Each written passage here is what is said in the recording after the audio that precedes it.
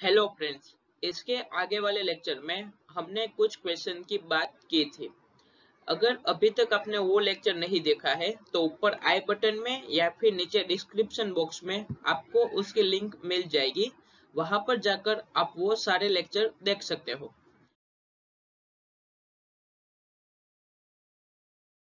ये वाले लेक्चर में हम कुछ और एक्सरसाइज को सोल्व करने की ट्राई करेंगे। तो सबसे पहला क्वेश्चन है, without using different formula show that points -2, -1, 4, 0, 3, 3 and -3, 2 are vertices of parallelogram. आपको पता होगा कि 4 पॉइंट है जो कोलिनियर नहीं है। वो चारों पॉइंट को ज्वाइन करके आप क्लोज फिगर बनाते हो, उसको इन जनरल क्वाड्रिलेटरल कहते हैं। अगर वो चारों मिलकर जो क्लोज फिगर बनाते हैं उसमें कुछ कंडीशन सेटिस्फाई होती है तो उसको हम स्क्वायर, रेक्टेंगल, पैरेललोग्राम ऐसा नाम हम देते हैं। तो यहाँ पर हमें क्या प्रूव करना है कि वो फिगर पैरेललोग्राम बन रही है। तो सबसे पहले इसके नाम दे देते हैं। -2, -1 है, उसको हम ऐसे डिनोट करते हैं। 4, 0 को B से, 3, 3 को C से एंड -3, 2 को हम D से नाम देते हैं। अब पहले देख लेते हैं कि पैरेललोग्राम के लिए हमें कौन सी कंडीशन प्रूव करनी है।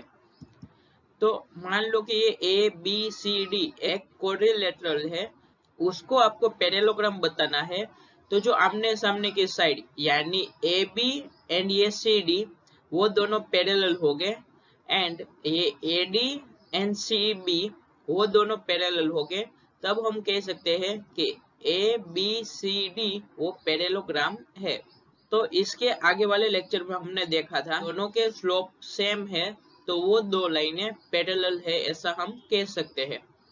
तो यहाँ पर सबसे पहले हम चारों लाइन यानी A B, B C, C D and A D ये चारों के स्लोप फाइंड करेंगे एंड देखेंगे कि आमने सामने की जो लाइनें हैं उसके स्लोप सेम आ रहे हैं या नहीं। तो सबसे पहले स्लोप ऑफ ए बी।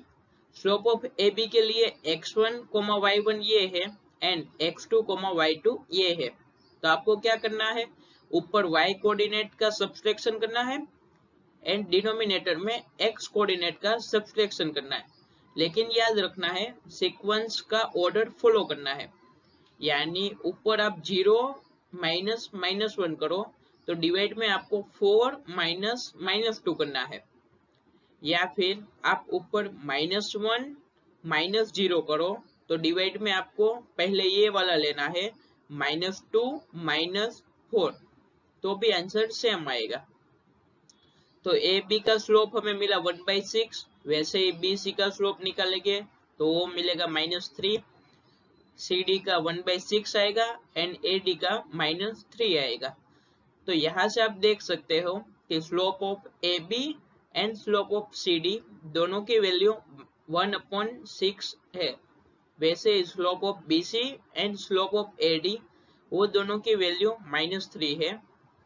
तो यहाँ पर slope of A B is equal to slope of C D है। तो आप कह सकते हो कि A B and C D are parallel. वैसे ही slope of B C is equal to slope of A D है, तो आप कह सकते हो कि B C and A D are parallel. तो यहाँ पर जो फिगर है यानी ये 4 पॉइंट को ज्वाइन करके जो बनी फिगर वो एक पैरेललोग्राम बना रहा है। नेक्स्ट क्वेश्चन है, find the angle between the x axis and the line joining the points 3, -1 and 4, -2। यहाँ पर आपको क्या पूछा है, दो लाइनें हैं, एक तो एक्स एक्सिस है वो खुद एक लाइन है एंड दूसरी लाइन जो ये दो पॉइंट में से पास हो रही है। तो आपको ये दो लाइन के बीच का एंगल फाइंड करना है। तो हमने थियोरी लेक्चर में एक फॉर्मूला देखा था कि अगर दो लाइन के स्लोप m1 एंड m2 है एंड वो दोनों के बीच का एक्यूट एंगल थीटा है तो हमें मिलेगा tan theta is equal to mod of m1 minus m2 divide by 1 plus m1 into m2 and उसके ऊपर से हम ऑब्ट्यूस एंगल भी निकाल सकते हैं।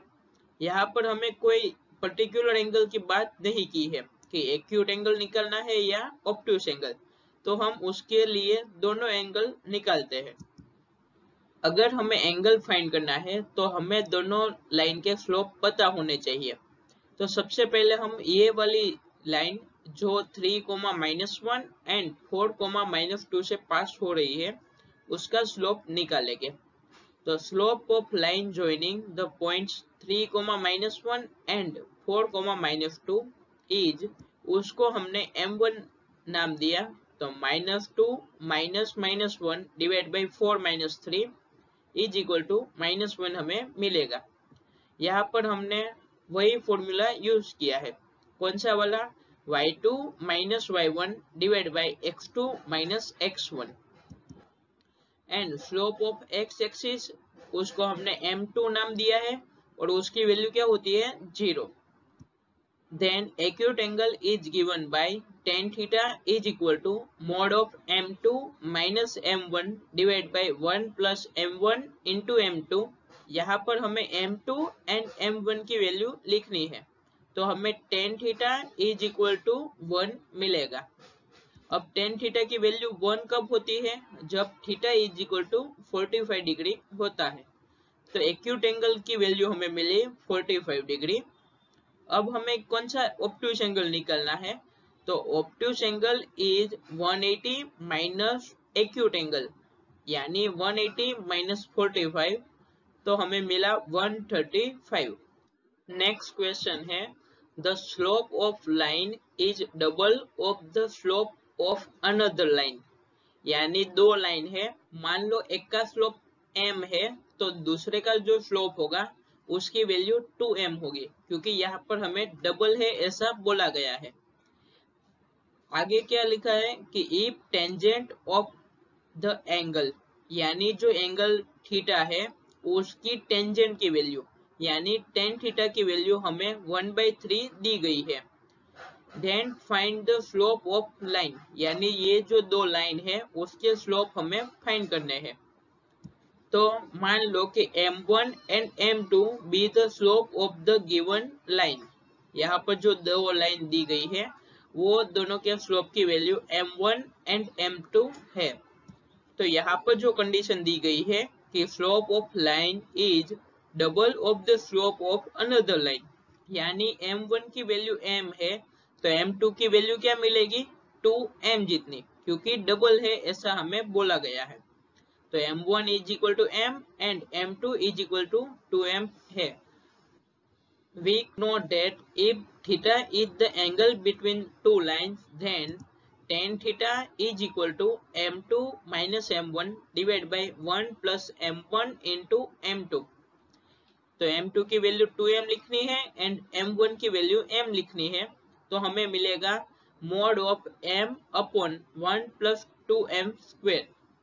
अब यहाँ पर मोड आया तो हमें tan थीटा की वैल्यू दी गई है, यहाँ पर हमें if tangent of angle between them is 1/3 दिया गया है, तो tan थीटा की वैल्यू कितनी होगी 1/3 जितनी, तो 1/3 is equal to mod of m upon 1 plus 2m square आएगा।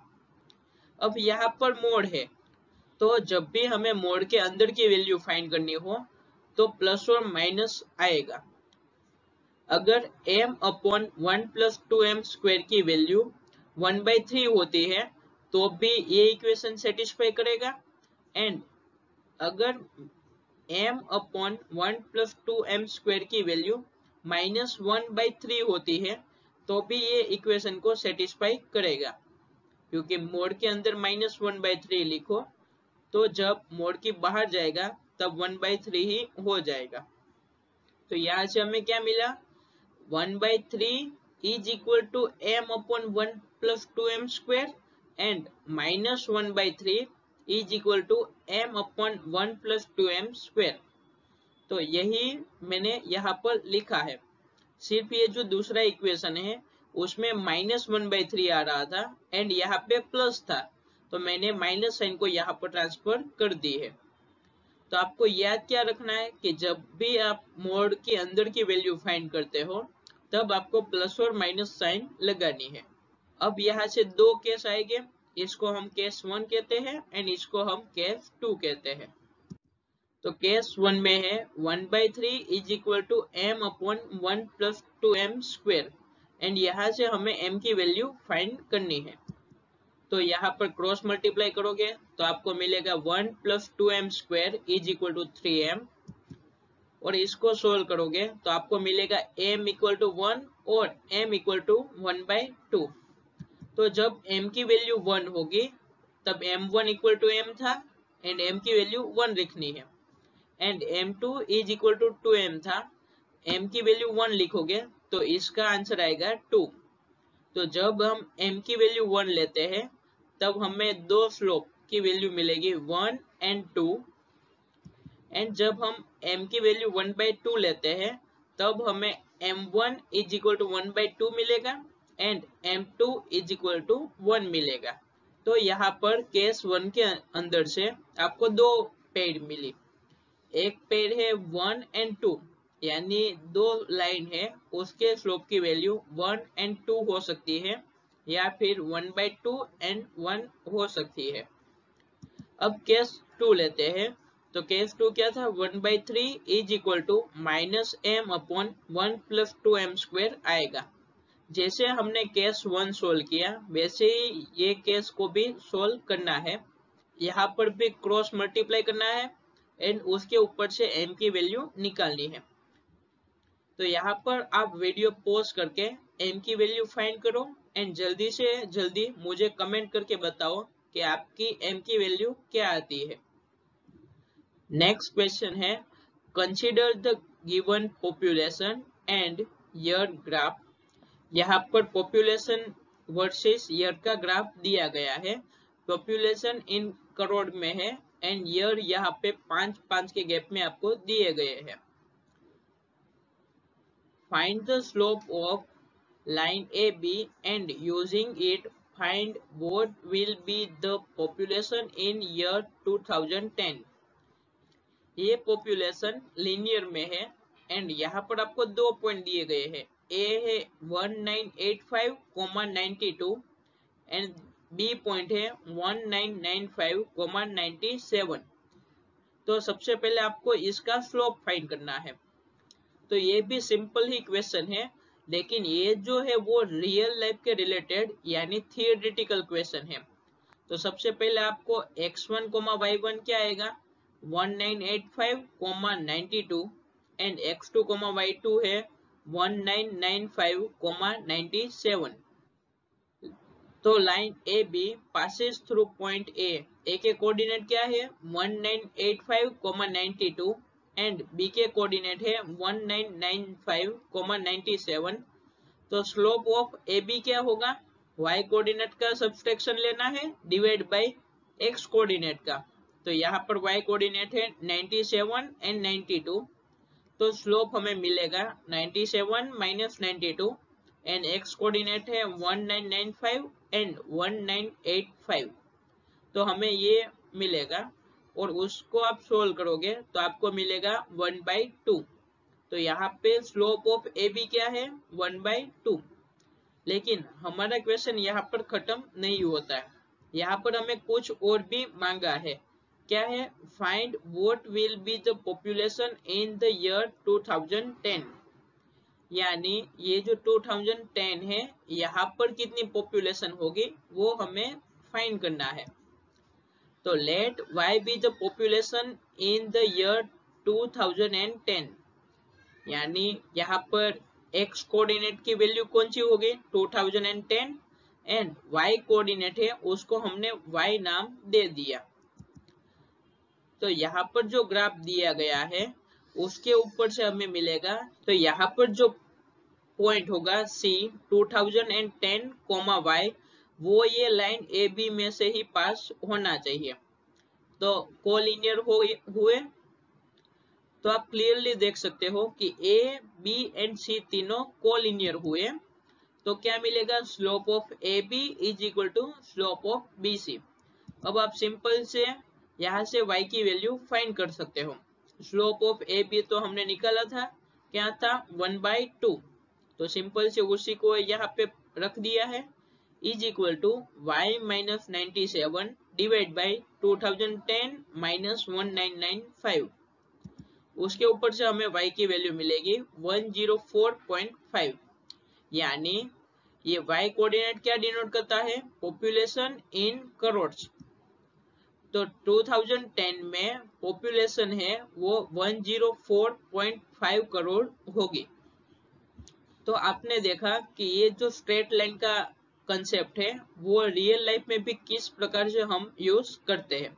कि अगर हमारा पॉपुलेशन एंड ईयर का जो फंक्शन है वो लिनियरली है, यानी ये जो हमें ग्राफ मिल रहा है वो लिनियर है, तो हम इस तरीके से भी हम फ्यूचर में कितने पॉपुलेशन होंगे वो देख सकते हैं। Thanks for watching. अगर मेरी तरह मेरे साथ मैथ्स पढ़ना चाहते हो तो please like, share and subscribe करें, ताकि अपने दोस्तों भी हमारी तरह मैथ्स पढ़ सके, मैथ्स को एंजॉय करते करते।